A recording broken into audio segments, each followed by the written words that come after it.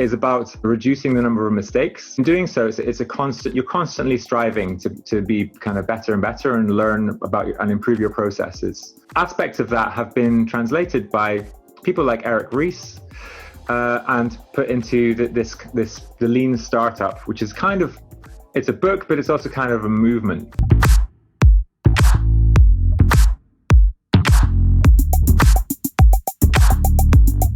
If everything is going into one pilot, one release, and then that pilot doesn't go super well, then the chances of it being reproduced, being extended, receiving more funding are going to be reduced. Can we somehow reduce the chance of failure through increasing the speed of learning? And what that would look like is trying to create very small learning loops throughout the process, so that everything is informed by customer feedback throughout the process, and all the way to the point of release, so that when you release, there's just really no surprises. The majority of the startups that fail are the ones that focus too much on the product at the beginning and not enough on the customer. By customer, I mean broadly everyone involved in making it a success, but a lot of the time it's where's the money coming from.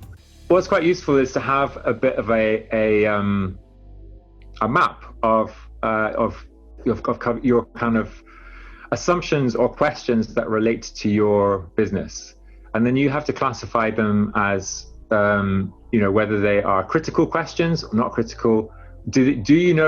Are you confident that you can find the answer, or are you completely uncertain about the answer?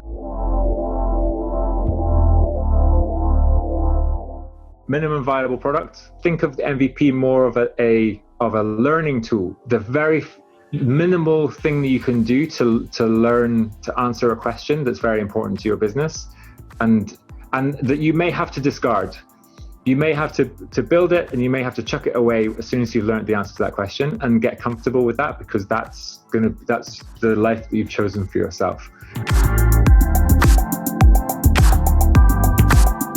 It starts by finding your riskiest questions, and then designing a way to answer that question as quickly as possible, as cheaply as possible, and then learning from the results and